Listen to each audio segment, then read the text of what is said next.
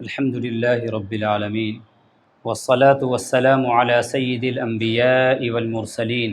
وعلى آله وأصحابه أجمعين أما بعد فأعوذ بالله من الشيطان الرجيم بسم الله الرحمن الرحيم يا أيها الذين آمنوا اتقوا الله وابتغوا إليه الوسيلة وجاهدوا في سبيله لعلكم تفلحون آمنت بالله صدق الله العلي العظيم وصدق رسوله النبي الأمين المكين الكريم ونحن على ذلك لمن الشاهدين والشاكرين والحمد لله رب العالمين۔ کچھ کہنے اور سننے سے پہلے آئیے ہم سب مل کر ایک بار نہایت ادب و احترام کے ساتھ اپنے پیارے آقا و مولا جناب محمد رسول اللہ صلی اللہ علیہ وسلم کی بارگاہ میں ہدیہ درود و سلام پیش کر لیں۔ اللہم صلی علی سیدنا و مولانا محمد وعلی آل سیدنا و مولانا محمد وبارک وسلم صلاۃ و سلاما علیک یا رسول اللہ صلی اللہ تعالی علیہ وسلم۔ اللہ تبارک و تعالی کا بڑا فضل و احسان ہے کہ ہم سب لوگ ایک بار پھر اپنے مرشد و مربی داعی اسلام حضرت شیخ ابو سعید شاہ احسان اللہ محمدی صفوی ادام اللہ ذلہ علینا کی سرپرستی میں اللہ اور اس کے رسول صلی اللہ علیہ وسلم کا ذکر سننے اور سنانے کے لیے جمع ہوئے ہیں۔ اللہ تبارک و تعالیٰ نے کلام مجید میں ارشاد فرمایا یا ایھا الذین آمنوا اتقوا اللہ وابتغوا الیہ الوسیلہ، اے ایمان والو تقوی اختیار کرو، پرہیزگاری اختیار کرو، اللہ سے ڈرو، وابتغوا الیہ الوسیلہ اور اس کی بارگاہ تک پہنچنے کے لیے وسیلہ تلاش کرو، وجاہدوا فی سبیلہ اور اللہ کی راہ میں مجاہدہ کرو، محنت کرو، لعلکم تفلحون تاکہ تم کو فلاح حاصل ہو جائے۔ اس آیت کریمہ میں اللہ تبارک و تعالی نے ایمان والوں اور تقوی والوں کو خطاب فرمایا ہے، ان کو ایڈریس کیا ہے، ان کو اس بات کا حکم دیا ہے کہ اللہ سے ڈرو، تقوی اختیار کرو اور اللہ تک پہنچنے کے لیے وسیلہ تلاش کرو، وجاہدوا فی سبیلہ اور اللہ کی راہ میں مجاہدہ کرو، لعلکم تفلحون تاکہ تم فلاح یاب ہو جاؤ، تاکہ تم کامیاب ہو جاؤ۔ وسیلہ تلاش کرنا، کسی ایسی ذات کو تلاش کرنا جو اللہ تبارک و تعالیٰ تک پہنچا دے، یہ اللہ تبارک و تعالیٰ نے ہم سے اس بات کا مطالبہ فرمایا ہے۔ اللہ تبارک و تعالیٰ نے ہم سے اس بات کا مطالبہ فرمایا ہے کہ ہم تقوی اختیار کریں۔ تقوی کے 3 درجے ہیں، ایک ہے تقوی شرک سے ہم اپنے آپ کو بچا لیں، اور یہ پہلا درجہ ہے، سب سے نچلا درجہ ہے، یہ کم سے کم درجہ ہے۔ یہ جیسے انسان لا الہ الا اللہ محمد الرسول اللہ پڑھتا ہے، اللہ کی توحید کا اقرار کرتا ہے اور اس کے مطابق زندگی گزارنا شروع کرتا ہے تو وہ شرک سے بچ جاتا ہے۔ اور تقوی کا دوسرا درجہ یہ ہے کہ انسان ان تمام چیزوں سے اپنے آپ کو بچا کر کے رکھے جن سے بچنے کا حکم اللہ تبارک و تعالیٰ نے ہم کو فرمایا ہے، اور ان چیزوں کو انجام دے جن چیزوں کے انجام دینے کا اللہ تبارک و تعالیٰ نے ہم کو حکم فرمایا ہے۔ گویا مامورات کی ادائیگی اور منہیات سے بچ جانا یہ تقوی کا دوسرا درجہ ہے۔ اور تقوی کا تیسرا درجہ یہ ہے کہ اپنے آپ، اپنی ذات سے، اپنے وجود سے، اپنے دل سے، اپنی زندگی سے، اپنے شب و روز سے ان تمام چیزوں کو نکال کر باہر کر دیا جائے جو بھی اللہ سے غافل کر دے، جو بھی اللہ تبارک و تعالیٰ سے غافل کرنے والی چیز ہو، سب سے اپنے آپ کو بچا کر کے رکھا جائے، اور اس دل میں صرف اللہ تبارک و تعالیٰ کا نور ہو، اس کے رسول صلی اللہ علیہ وسلم کی محبت ہو، اللہ تبارک و تعالیٰ کے نیک بندوں کی محبت ہو۔ یہ تقوی کے 3 درجے ہیں۔ تقوی عن الشرک، شرک سے بچنا، جن چیزوں سے اللہ تبارک و تعالیٰ نے منع فرمایا ان سے بچنا، اور ماسوا سے اپنے آپ کو بچا لینا، اللہ تبارک و تعالیٰ سے غافل کرنے والی جو بھی چیزیں ہیں سب سے اپنے آپ کو الگ کر لینا۔ انسان ایمان کے جس بھی درجے پر ہو، اللہ تبارک و تعالیٰ کی طرف سے اس بات کا ہم سے مطالبہ ہے کہ ہم اللہ کی بارگاہ میں وسیلہ ڈھونڈیں۔ اگر ہم اپنے آپ کو شرک سے بچائے ہوئے ہیں لیکن گناہوں سے نہیں بچا پا رہے ہیں، گناہوں کے مرتکب ہیں، زندگی ہماری اللہ تبارک و تعالیٰ کی نافرمانی میں گزر رہی ہے، گناہ کبائر و صغائر کے ہم مرتکب ہو رہے ہیں، تب بھی ہمیں ہمارے لیے وسیلہ تلاش کرنا ضروری ہے۔ وسیلہ تلاش کرنا اس لیے ضروری ہے اس درجے میں، اس لیے کہ انسان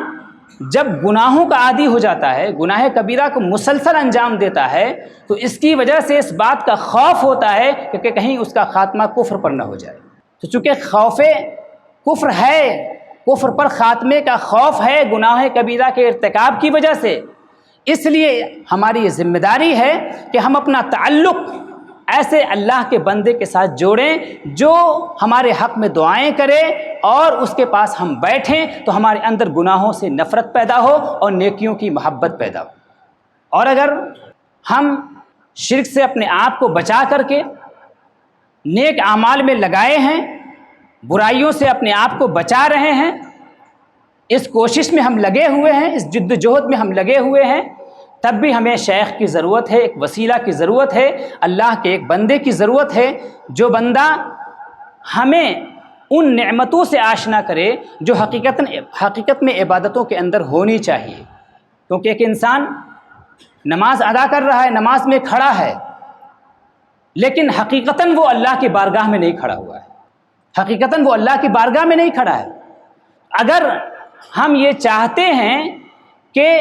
جب ہم نماز میں کھڑے ہوں تو ہمیں اس بات کا احساس پیدا ہو جائے کہ ہم اللہ کی بارگاہ میں کھڑے ہیں، تو ہمیں اس بات کی ضرورت ہے کہ ہم اللہ تبارک و تعالیٰ کے کسی نیک بندے سے اپنا تعلق قائم کریں، جو جس کی صحبت کی برکت سے، جس کی نورانیت سے ہم کو یہ نعمت حاصل ہو جائے کہ ہم نماز کے اندر گویا اللہ تبارک و تعالیٰ کی بارگاہ میں حاضر ہوں، اور اگر یہ نہ ہو تو کم سے کم نماز میں ہم محنت و مجاہدہ کرنے والے ہوں کہ نماز میں شیطان ہم کو بہکائے تو ہم اپنے دل کو پھر کھینچ کر کے اللہ کی بارگاہ میں واپس لائیں، وہ پھر سے بھٹکا دے ہم کو، دنیا میں بازار میں لے جا کر کے لگا دے تو ہم پھر سے اس کو کھینچ کر کے اپنے رب کی بارگاہ میں لے آئیں۔ تو اس سطح پر بھی اللہ تبارک و تعالیٰ کے نیک بندوں کی ضرورت ہے۔ اور اگر ہم یہ چاہتے ہیں کہ ہم قرب کے اس اعلیٰ درجے سے سرفراز ہو جائیں، قرب کا وہ مقام ہم کو حاصل ہو جائے کہ اس دل میں اللہ اس کے رسول کی محبت، اللہ کے نیک بندوں کی محبت کے علاوہ کچھ بھی نہ رہ جائے، غافل کرنے والی ہر چیز کو اپنے دل سے نکال دیں، ما سوی اللہ کو ہم اپنے دل سے نکال دیں، اگر اس درجے کو ہم حاصل کرنا چاہتے ہیں تو بھی ہمیں مشائخ کی ضرورت ہے، اللہ کے نیک بندے کی ضرورت ہے، اللہ کے اس نیک بندے کی ضرورت ہے، اس شیخ کامل کی ضرورت ہے کہ جب اس کی نگاہ توجہ ہمارے قلب پر پڑ جائے تو ہمارے دل سے ما سوا فراموش ہو جائے، ما سوا جو کو ہم بھول جائیں۔ یہ مشائخ، ان کی باتیں، ان کی زبان، ان کی نگاہیں، ان کا پورا وجود نورانی ہوتا ہے، ان کی زبان بھی نورانی، ان کی آنکھیں بھی نورانی، یہ زبان سے بھی اپنے مریدین کی تربیت کرتے ہیں اور اپنی آنکھوں سے بھی اپنے مریدین کی تربیت کرتے ہیں، کیونکہ ان کی آنکھیں اللہ تبارک و تعالیٰ کے نور سے منور ہیں، اور جب اپنی منور آنکھوں سے مرید کے قلب کو نظر ڈالتے ہیں تو اس کے اندر خود فراموشی کی کیفیت پیدا ہو جاتی ہے، وہ اپنے آپ کو بھول جاتا ہے، ما سوی اللہ کو بھول جاتا ہے۔ اسی لیے امام شاذلی فرماتے ہیں صوفیہ کے بارے میں، وہ کہتے ہیں کہ نحن معاشر الصوفیہ، ہم صوفیہ کی جو جماعت ہے نا، کالسلحفات، ہم کچھوے کی طرح سے ہیں۔ صوفیہ کی جماعت کو انہوں نے کچھوے سے تشبیہ دی ہے، انہوں نے کہا ہم کچھوے کی طرح سے ہیں۔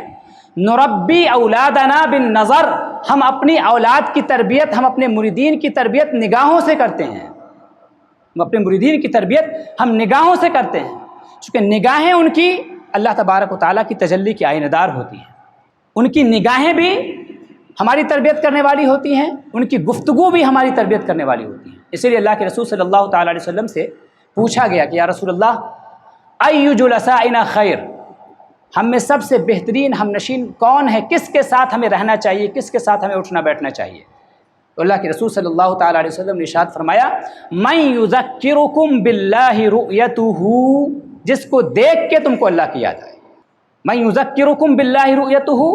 ومن یذکرکم بالآخرۃ منطقہ، اور جس کی گفتگو تم کو آخرت کی یاد دلائے۔ ایسوں کی صحبت اختیار کرنی ہے، ایسوں کے ساتھ رہنا ہے، یہ اللہ کے نبی صلی اللہ تعالیٰ علیہ وسلم نے ہم سے ارشاد فرمایا۔ تو پتہ یہ چلا کہ تقویٰ کے ہم جس درجے پر بھی فائز ہوں، ہمیں ایسی شخصیت کی، ایسی ذات کی ضرورت ہے کہ جو ہم کو اللہ تبارک و تعالیٰ سے ہمارا رشتہ مضبوط کرائے۔ یہی وجہ ہے کہ صحابہ کرام کہ اصل تربیت بارگاہ رسالت سے ہو رہی ہے۔ حضور کی صحبت میں بیٹھ رہے ہیں، حضور کی صحبت میں پل بھر میں جو بیٹھ رہے ہیں، ان کو وہ مقامات، وہ درجات حاصل ہو رہے ہیں کہ بعد والوں کو برسوں کے مجاہدے کے بعد بھی، برسوں کی محنت کے بعد بھی وہ درجات نہیں حاصل ہو سکتے۔ صحبت کی برکت تھی۔ تو جب بھی ہمارے اندر طلب پیدا ہوگی، اس بات کی خواہش پیدا ہوگی کہ ہمیں اپنے آپ کو بلند کرنا ہے، جس لیول پہ جو ہے وہاں سے اسے بلند کرنا ہے۔ جو شرک سے بچا ہوا ہے وہ یہ چاہے گا کہ میں نیک اعمال میں لگ جاؤں۔ نیک اعمال میں لگا ہوا انسان یہ چاہے گا کہ ہمارے عمل میں اخلاص پیدا ہو جائے، ہمارے عمل میں صدق پیدا ہو جائے، ہمارے عمل میں اللہ تبارک و تعالیٰ کی خشیت پیدا ہو جائے، ہمارے عمل میں اللہ تبارک و تعالیٰ کی محبت پیدا ہو جائے۔ جو بھی یہ چاہے گا وہ ضرور وسیلہ تلاش کرے گا، الوسیلہ کو وہ تلاش کرے گا۔ جب وہ الوسیلہ کو تلاش کرے گا تو ظاہر سی بات ہے کہ جب انسان طلب کرتا ہے، من طلب وجد، جو بھی طلب کرے گا وہ پائے گا ضرور۔ ایسا نہیں ہے کہ یہ دنیا، یہ روئے زمین اولیاء اللہ سے خالی ہو گئی ہے، یہ روئے زمین اولیاء اللہ سے بھری ہوئی ہے۔ بزرگان دین فرماتے ہیں، حضرت امام ابو العباس مرسی رحمۃ اللہ تعالیٰ علیہ کے حوالے سے ابن عطاء اللہ اسکندری نے نقل کیا ہے کہ ہمارے شیخ فرمایا کرتے تھے کہ یہ روئے زمین کبھی بھی اولیاء اللہ سے خالی نہیں ہوگی، اس لیے کہ اللہ تبارک و تعالیٰ ارشاد فرماتا ہے تلک آیات اللہ نتلوها علیک بالحق، یہ اللہ کی نشانیاں ہیں، نتلوها، ہم اس کی تلاوت کرتے ہیں، ہم اس کو بیان کرتے ہیں تمہارے سامنے۔ تو یہ نتلو جو ہے یہ فعل مضارع ہے۔ فعل مضارع کی خصوصیت یہ ہے کہ اس میں استمرار ہوتا ہے، اس کے اندر دوام ہوتا ہے۔ ایک اللہ کا ولی جائے گا، اس کے بعد دوسرا اللہ کا ولی آئے گا۔ ما ننسخ من آیت او ننسها نأتی بخیر منها او مثلها، ہم ایک آیت کو منسوخ لے جائیں گے تو اس کی جگہ دوسری آیت اس سے بہتر یا اسی جیسی لائیں گے۔ تلک آیات اللہ نتلوها علیک بالحق، یہ اللہ تبارک و تعالیٰ کی نشانیاں ہیں، یہ اولیاء اللہ کی نشانیاں ہیں۔ اولیاء اللہ کیوں نہیں اللہ کی نشانیاں ہوں گے؟ جبکہ اللہ تبارک و تعالیٰ فرماتا ہے ان الصفا والمروۃ من شعائر اللہ،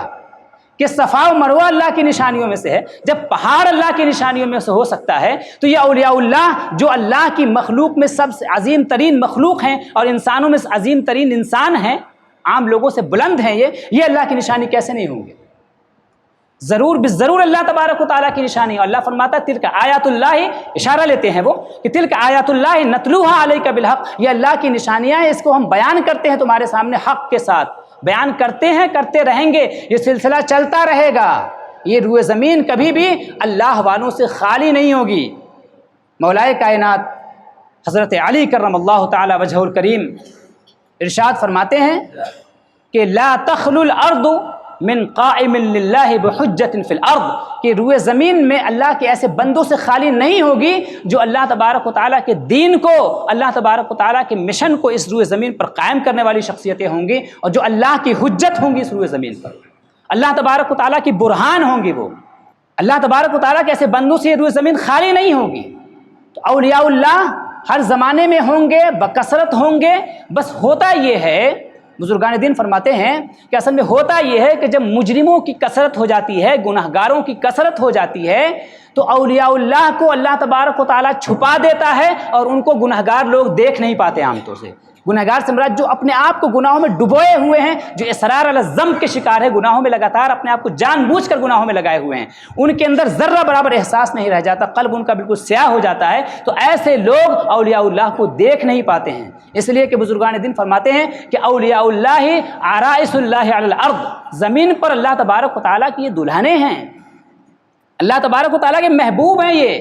اللہ تبارک و تعالیٰ اپنے محبوبوں کو، مجرموں کو نہیں دکھاتا ہے، بلکہ ان لوگوں کو دکھاتا ہے جن کے اندر یہ ذرا سا بھی احساس پیدا ہو جائے کہ ہمیں اللہ کی طلب چاہیے، اللہ تبارک و تعالیٰ کا قرب چاہیے، جو اپنے آپ کو سدھارنا چاہے، اپنی اصلاح کرنا چاہے، ان کو اللہ تبارک و تعالیٰ دکھاتا ہے۔ اور اسی لیے قرآن کریم کے بارے میں بھی فرمایا گیا ھدی للمتقین، یہ متقیوں کے لیے ہدایت ہے۔ یہاں پر مفسرین نے تفسیر کیا کہ السائرین الی التقوی، جن کے اندر تقوی کی طلب پیدا ہو، جن کے اندر تقوی کی چاہے ذرہ برابر ہی صحیح، اگر طلب پیدا ہوئی ہے تو اللہ تبارک و تعالیٰ ہدایت دے گا، قرآن کے ذریعے سے بھی، اللہ کے نیک بندوں کے ذریعے سے بھی۔ تو یہ روئے زمین اللہ والوں سے خالی نہیں ہوگی، تلاش کرنے کی ضرورت ہے، تلاش کرنے کی ضرورت ہے۔ اگر ہم طالب ہوں گے اللہ تبارک و تعالیٰ ہم کو ایک مطلوب تک پہنچا دے گا، ایک مرشد تک پہنچا دے گا۔ طلب چونکہ صادق نہیں ہے ہماری، اسی لیے ہمیں اولیاء اللہ بھی نظر نہیں آتے ہیں۔ تو اللہ تبارک و تعالیٰ کے جو یہ نیک بندے، جو مشائخ ہیں، یہ صوفیاء کرام جو ہیں، یہ جو بزرگان دین ہیں، ان کا مقام کیا ہے، ان کی عظمتیں کیا ہیں، ان کی صحبتوں میں ہر زمانے میں صوفیاء گئے، ہر زمانے میں علماء گئے، فقہا گئے۔ امام شافعی رحمۃ اللہ علیہ بھی صوفیاء کی صحبت میں جایا کرتے تھے۔ علامہ ابن قیم نے مدارج السالکین میں نقل کیا ہے کہ امام شافعی کا یہ قول، وہ کہتے ہیں کہ میں نے صوفیاء سے 2 باتیں سیکھی، ان کی صحبت میں نے اختیار کی تو ان سے 2 باتیں سیکھی۔ وہ دونوں باتیں اتنی اہم ہیں کہ اگر انسان ان دونوں باتوں کو اپنی زندگی میں اتار لے تو اس کی زندگی بدل جائے۔ فرماتے ہیں کہ میں نے ایک تو صوفیاء سے یہ سیکھا، صوفیاء کی صحبت سے یہ سیکھا کہ الوقت کالسیف ان لم تقطعہ قطعک، یہ وقت جو ہے نا یہ تلوار کی طرح سے ہے، اگر تم اسے اچھے کاموں میں لگا کر کے اس وقت کو خرچ نہیں کرو گے، اس وقت کو نہیں کاٹو گے تو یہ وقت کی تلوار تم کو کاٹ دے گی۔ اور دوسری بات فرماتے ہیں کہ حضرت صوفیاء کی صحبت سے میں نے دوسری بات یہ سیکھی کہ النفس، یہ نفس جو ہے نا، ان لم تشغلہ بالحق شغلک بالباطل، کہ اگر تم نفس کو حق میں لگا کر کے نہیں رکھو گے، سچائی کے کاموں میں لگا کر کے نہیں رکھو گے، اللہ کی فرمانبرداری کے کاموں میں لگا کر کے نہیں رکھو گے تو یہ نفس تم کو برائی میں لگا کر کے رکھ دے گا، اس لیے کہ ان النفس لامارۃ بالسوء، یہ نفس بہت زیادہ برائیوں کا حکم دینے والا ہے۔ دونوں باتوں میں غور کیجئے کہ انسان اگر اس کے اندر یہ احساس پیدا ہو جائے، واقعی اس بات کا یقین پیدا ہو جائے کہ وقت تلوار کی طرح سے ہے، تو پھر انسان کا کوئی وقت اللہ کی معصیت میں، اللہ کی نافرمانی میں گزرے گا ہی نہیں۔ وہ ہمیں وقت اس بات کی کوشش کرے گا کہ میرا ہر لمحہ، میرا ہر وقت، میری زندگی کا ہر لمحہ، میری ہر حرکت، میرا ہر سکون، میری زندگی کا ہر لمحہ جو ہے وہ اللہ تبارک و تعالیٰ کی اطاعت میں گزرے اور کہیں سے بھی اس کے اندر اللہ کی نافرمانی نہ آنے پائے۔ جب انسان ایسا ہو جائے گا تو اس کی زندگی کیسی ہوگی؟ اللہ کی اطاعت والی زندگی ہوگی، اللہ کی فرمانبرداری والی زندگی ہوگی۔ اور دوسری بات جو آپ نے فرمائی کہ نفس کو اگر تم حق میں لگا کر کے نہیں رکھو گے تو یہ تم کو باطل میں لگا کر کے رکھ دے گا۔ ظاہر سی بات ہے کہ نفس کا کام ہی یہ ہے، نفس مکار ہے، مکاری کرتا ہے، طرح طرح سے مختلف چیزوں کو سامنے لاتا ہے اور وہ چیزوں کو خوبصورت بنا کر کے پیش کرتا ہے۔ اس کی وجہ سے ہم نفس کے دھوکے میں آ جاتے ہیں، اس کے بہکاوے میں آ جاتے ہیں۔ تو اس لیے امام شافعی رحمۃ اللہ تعالیٰ علیہ فرماتے ہیں کہ میں نے صوفیاء سے یہ 2 باتیں سیکھی۔ کتنی عظیم باتیں انہوں نے سیکھی۔ حضرت امام احمد بن حنبل خود بھی کہتے ہیں کہ صوفیاء کی، ہمارے پاس علم ہے، ہمارے پاس فقہ ہے، لیکن صوفیاء کی جماعت کی خصوصیت یہ ہے کہ ان کے پاس علم بھی ہے، ان کے پاس فقہ بھی ہے، ان کے پاس حدیث بھی ہے، ان کے پاس مراقبہ بھی ہے، ان کے پاس خشیت بھی ہے، ان کا جو وقت ہے وہ ما سوی اللہ میں نہیں گزرتا، بلکہ ان کا وقت ہمہ وقت، ان کے سارے اوقات جو ہے وہ اللہ تبارک و تعالیٰ کے ساتھ گزرتے ہیں۔ یہ ان کی خصوصیت ہے۔ چونکہ عالم تو کوئی بھی ہو سکتا ہے، فقہ کسی کے پاس بھی ہو سکتی ہے، حدیث کسی کے پاس بھی ہو سکتی ہے، لیکن اس کا مطلب یہ تو نہیں ہے کہ اس کا قلب بھی پاک صاف و مطہر ہی ہو۔ ہر عالم کا قلب پاک و صاف و مطہر ہو، اس کا تعلق، اس کے اندر خشیت بھی پائی جاتی ہے، اس کے اندر مراقبہ بھی پایا جاتا ہو کہ اللہ تبارک و تعالیٰ مجھے دیکھ رہا ہے، اللہ تبارک و تعالیٰ مجھے دیکھ رہا ہے، ہم وقت یہ احساس بھی پایا جاتا ہو، انسان کے اندر یہ یقین بھی سمایا ہو کہ الم یعلم بان اللہ یرا، کیا اس بات کو، انسان کو اس بات کا یقین نہیں ہے کہ اللہ اسے دیکھ رہا ہے؟ یہ ضروری تو نہیں۔ اولیاء کرام گئے، علماء کرام گئے، حضرت عز الدین ابن عبد السلام سلطان العلماء کہلاتے ہیں، سلطان العلماء، اور فقہ شافعی میں ایک اعلیٰ مقام ہیں، اصولی کی حیثیت سے، فقیہ کی حیثیت سے۔ صوفیاء کے پہلے منکر تھے، پہلے یہ بھی صوفیاء کے منکر تھے، بہت شدید اعتراض کرتے تھے صوفیاء پر، لیکن قسمت نے یاوری کی، نصیبہ کھلا اور پہنچ گئے امام شاذلی رحمۃ اللہ علیہ کے پاس۔ امام شاذلی کی صحبت اختیار کی اور حضرت شیخ شہاب الدین سہروردی رحمۃ اللہ علیہ سے بعد میں ان کو خلافت بھی حاصل ہوئی۔ کن کو؟ سلطان العلماء عز الدین ابن عبد السلام کو، اور ان کے بارے میں امام سیوطی نے لکھا ہے حسن المحاضرہ فی اخبار مصر والقاہرہ میں کہ وہ، ان کو کثرت سے اشعریات تھے، وہ سما میں حاضر ہوا کرتے تھے اور سما میں رقص بھی کیا کرتے تھے، سما میں وہ رقص بھی کیا کرتے تھے۔ تو صوفیاء سے تعلق علماء نے، فقہاء نے رکھا ہی ہے، ان کی ضرورت ہے ہم کو، اس لیے کہ ہمارے دشمن ہیں، ہم کو گھیرے ہوئے ہیں، نفس گھیرے ہوئے ہے، شیطان کے ہم نرغے میں ہیں، دنیا کے نرغے میں ہیں، ہم دنیا کی چیزوں کے نرغے میں ہیں۔ شیخ کا کام ہی یہ ہے کہ وہ طفل نفسانی کو قتل کرے گا، طفل نفسانی کو قتل کرے گا، تب اس کے اندر سے طفل روحانی پیدا ہوگا۔ شیخ کا کام ہی یہ ہے کہ ہماری خواہشات کی کشتی کو وہ توڑے گا، اس کا کام ہی یہی ہے۔ شیخ کا کام ہی یہ ہے کہ وہ ہماری جو سلوک کی دیوار ہے، قرب اللہ کے راستے میں جو ہم چل رہے ہیں، ہم جو عمارت قائم کر رہے ہیں، اس عمارت کو استقامت عطا کرے گا، اس کو سیدھی کرے گا۔ وہ یہ کام ہی ہوتا ہے، جو بھی خضر وقت ہوگا اس کا یہ کام ہی ہے، اس کی یہ ذمہ داری ہی ہے، اس کا یہ مشن ہی ہے۔ حضرت نجم الدین کبریٰ رحمۃ اللہ تعالیٰ علیہ، کون نہیں واقف ہے ان کے نام سے؟ شیخ ولی تراش کہا جاتا ہے ان کو۔ نگاہ پڑ جاتی تھی تو قلب کی حالت دگرگوں ہو جاتی تھی، ایسی تاثیر تھی۔ پہلے بہت بڑے محدث اور فقیہ کی حیثیت سے معروف تھے۔ نجم الدین الکبریٰ اصل میں نجم الدین الطامۃ الکبریٰ ہے۔ الطامۃ الکبریٰ کا مطلب قیامت، بڑی مصیبت۔ تو بڑی مصیبت کیوں تھے وہ؟ ایسی زبردست گفتگو کرتے تھے، اس قدر بحث کرتے تھے کہ میدان گفتگو میں کوئی ان سے پار نہیں پاتا تھا، کوئی ان سے جیت نہیں پاتا تھا۔ ایک مجذوب کہیں سے آ پہنچا اور اس مجذوب کی نگاہ حضرت نجم الدین کبریٰ پہ پڑ گئی۔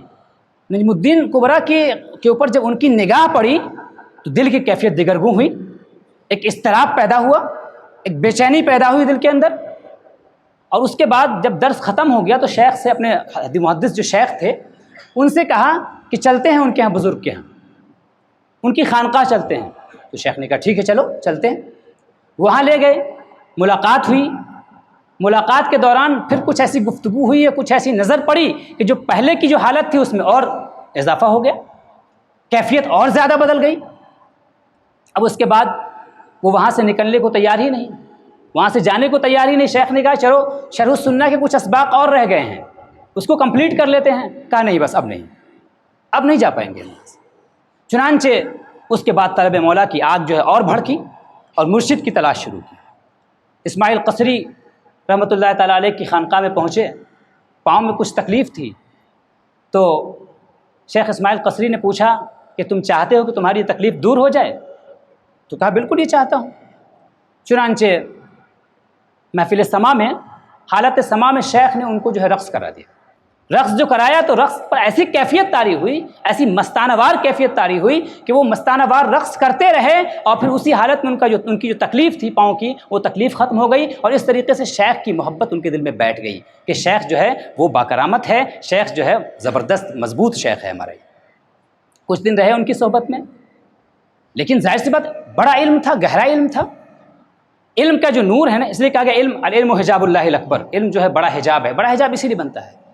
کہ اب کچھ دن شیخ کی صحبت میں رہنے لگے تو قلب کے کچھ احوال بھی اچھے ہو گئے۔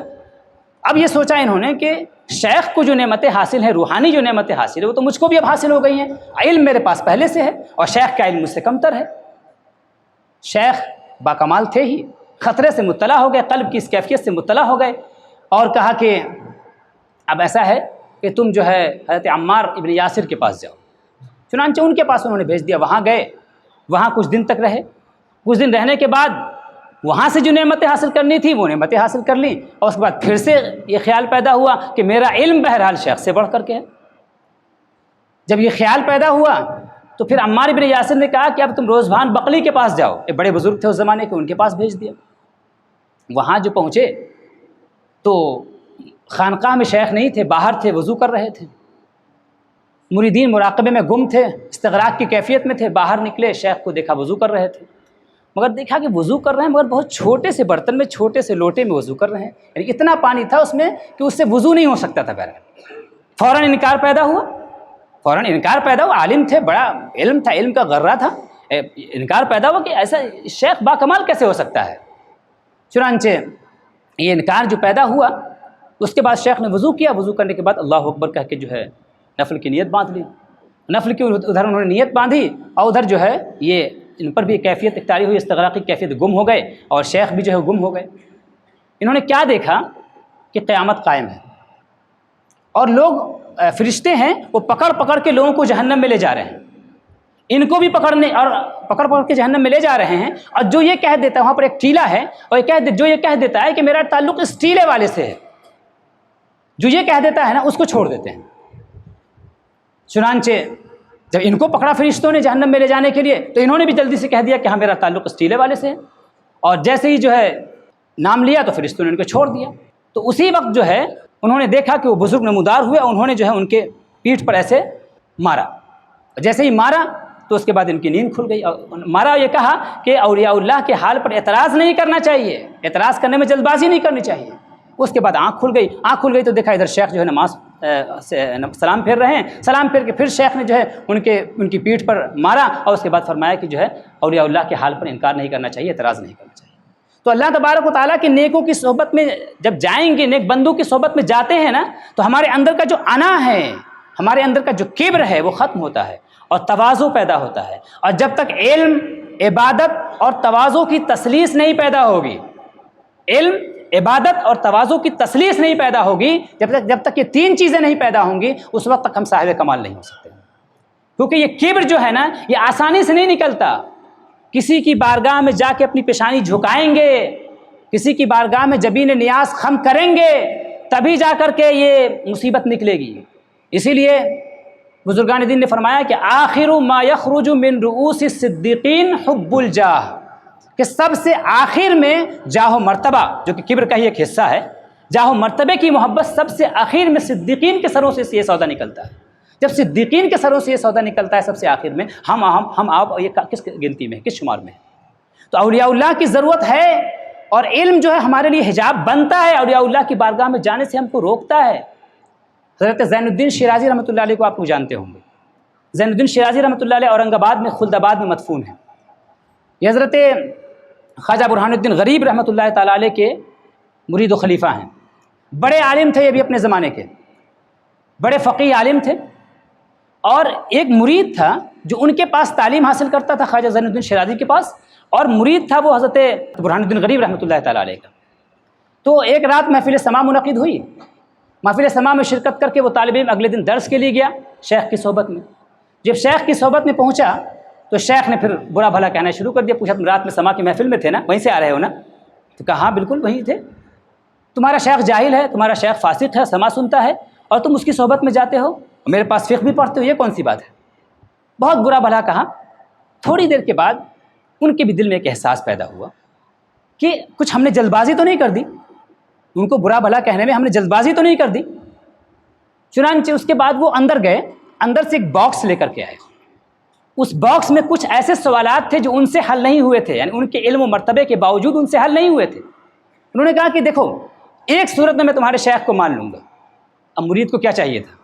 مرید تو بہت خوش ہو گیا، کیونکہ مرید تو جانتا ہی تھا کہ ہمارے شیخ ایسے باکمال ہیں کہ جو سوال ان کے پاس جائے گا اس کا حل نکال ہی دیں گے وہ۔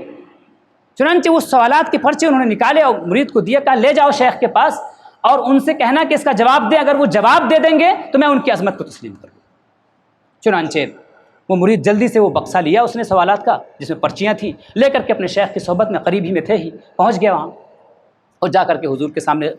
پیش کر دیا، خدمت میں پیش کر دیا کہ حضور یہ مسئلہ ہے اور خواجہ زین الدین شیرازی نے ایسی بات کہی ہے۔ آپ نے اسی وقت منشی کو بلایا، کاتب کو بلایا، اور اسی وقت آپ نے سارے سوالات کے جوابات قلم بند کرا دیے۔ جب یہ جوابات لے کر کے فوراً اپنے شیخ کی صحبت میں، شیخ علم کی صحبت میں پہنچے، وہاں جب پہنچے تو حیران رہ گئے زین الدین شیرازی، جو مسئلہ میرے علم و فقہ کے باوجود، اتنی عظمت علم میں رکھنے کے باوجود، فقہ میں اتنے کمال کے باوجود مجھ سے حل نہیں ہو سکا، یہ شیخ نے فوراً ہی اس کا جواب دے دیا۔ اس کا مطلب یہ کہ شیخ باکمال ہے، اور یہ جو ہے اس کے پاس جو علم ہے وہ علم ظاہری صرف نہیں ہے بلکہ یہ علم لدنی رکھتا ہے، اللہ تبارک و تعالیٰ کی طرف سے اس بندے کو علم حاصل ہے۔ قاضی جلال الدین تھانسری کو کون نہیں جانتا ہے؟ قاضی جلال الدین تھانسری اپنے زمانے کے بڑے قاضی گزرے ہیں، اور یہ مرید تھے اصل میں کن کے؟ حضرت عبد القدوس گنگوہی رحمۃ اللہ علیہ کے، ان کے مرید بھی تھے، بعد میں خلیفہ بھی ہوئے۔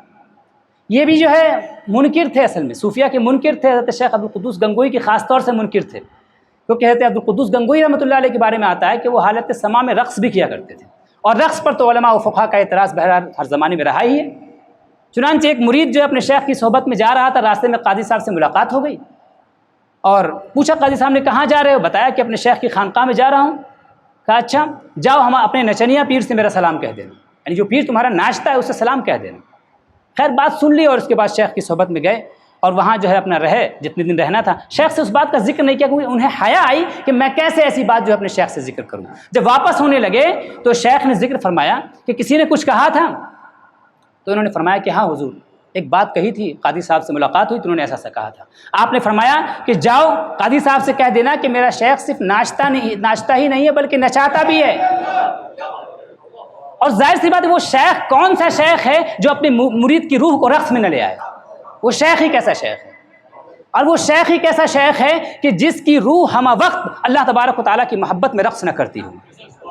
یہ الگ بات ہے کہ کوئی ظاہر میں بھی ناچتا ہے اور کوئی ایک دم مضبوطی کے ساتھ جمع رہتا ہے. وَتَرَى الْجِبَالَ تَحْسَبُهَا جَامِدَةً وَهِيَ تَمُرُّ مَرَّ السَّحَابِ صُنْعَ اللَّهِ الَّذِي أَتْقَنَ كُلَّ شَيْءٍ. کہ بہت سے پہاڑ جو ہے وہ بالکل جامد ہے، جمع ہوا ہے، لیکن کیا مطلب کہ اس کے اندر کوئی اندر سے اضطراب نہیں ہے؟ نہیں. وَتَرَى الْجِبَالَ تَحْسَبُهَا جَامِدَةً، اس پہاڑ کو تم جامد سمجھتے ہو، وَهِيَ تَمُرُّ مَرَّ السَّحَابِ، جبکہ اس کے اندر جو ہے اڑان ہے، اس کے اندر جو ہے وہ رقص کی کیفیت ہے، بالکل ایسے ہی جیسے بادل چلتا ہے، اتنی تیزی کے ساتھ وہ چل رہا ہے اللہ تبارک و تعالیٰ کی محبت میں، اللہ کی تسبیح میں، اللہ کی خشیت میں. تو جو صاحبان استقامت ہوتے ہیں ان کی روح رقصاں ہوتی ہے، ان کی روح مست ہوتی ہے، وہ اپنی جگہ بالکل مضبوطی کے ساتھ والجبال اوتادا بن کر کے بیٹھے ہوتے ہیں، کھوٹا بن کے بیٹھے ہوتے ہیں، کیونکہ ان کو دوسروں کو سنبھالنا ہوتا ہے، ان کو دوسروں کو سنبھالنا ہے.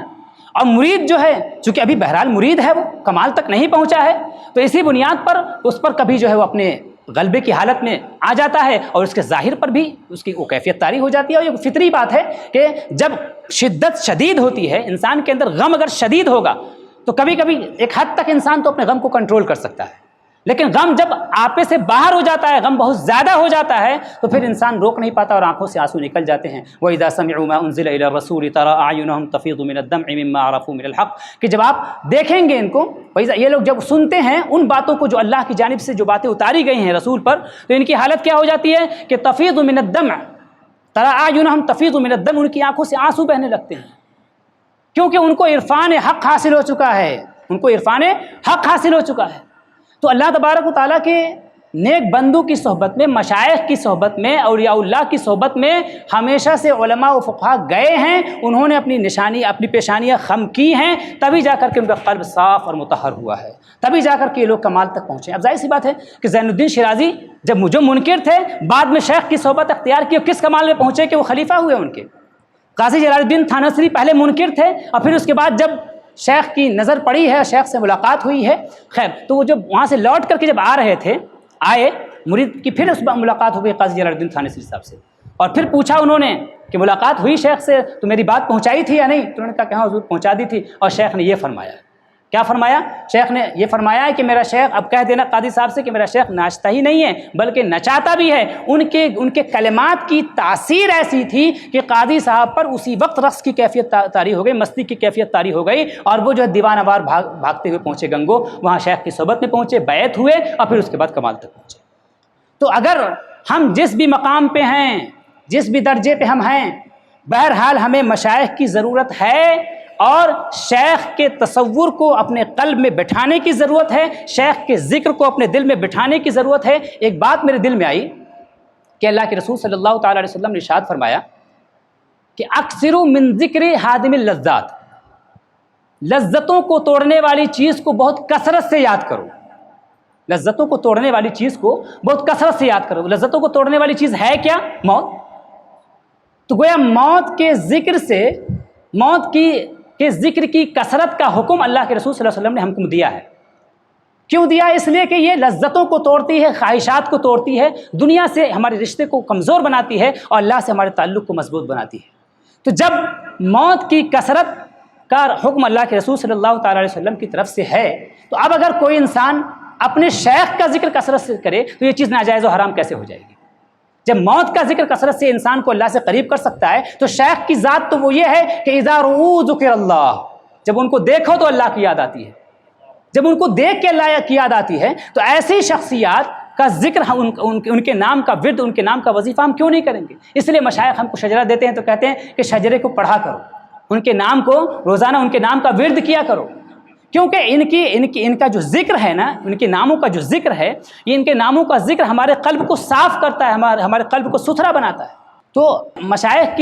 کا جو ذکر ہے، مشائخ کا جو ورد ہے، ان کے ناموں کا جو ورد ہے، یہ ہمارے قلب کو پاک کرتا ہے. اللہ کے رسول صلی اللہ علیہ وسلم ارشاد فرماتے ہیں کہ زور القبور فإنها تذکر الآخرہ،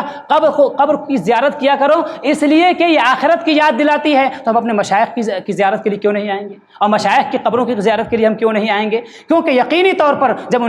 ہم اپنے مشائخ کی قبروں کی زیارت کے لیے آئیں گے، اولیاء اللہ کی قبروں پر جائیں گے، تو اولیاء اللہ کی قبریں چونکہ اللہ تبارک و تعالیٰ کے انوار کی جگہ ہیں، تو ان انوار سے ہم بھی منور ہو جائیں گے۔ اور اگر شیخ ہمارے باحیات ہیں یا کوئی بھی ولی باحیات ہے، ان کی صحبت میں جائیں گے تو ان کی صحبت میں بیٹھنے کے بعد ہمارا قلب بھی صاف ہوگا، ہمارا قلب پاک ہوگا، اور ہمارے اندر جو گناہ ہیں وہ گناہ دور ہوں گے، ہمارے اندر عمل کا جذبہ پیدا ہوگا، نیکی کا جذبہ پیدا ہوگا، اللہ تبارک و تعالیٰ کی اطاعت کا جذبہ پیدا ہوگا۔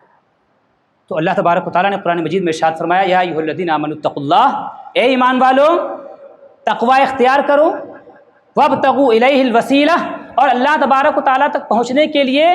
وسیلہ تلاش کرو، وجاہدوا فی سبیلہ، جب تعلق ہو گیا شیخ سے، تعلق ہمارا قائم ہو گیا، اب ہماری ذمہ داری یہ ہے کہ اب ہم شیخ کی نگرانی میں ان کے ارشادات کے مطابق، ان کے فرمان کے مطابق ہم مجاہدہ کریں، محنت کریں، جو جس بات کا حکم دے اس بات کو انجام دیں، اور جس بات سے رکنے کا حکم دے اس سے ہم رک جائیں۔ تو اس کا نتیجہ کیا نکلے گا؟ لعلکم تفلحون، تاکہ تم فلاح پا جاؤ۔ تو گویا ہم کو فلاح حاصل ہو جائے گی۔ اگر ہم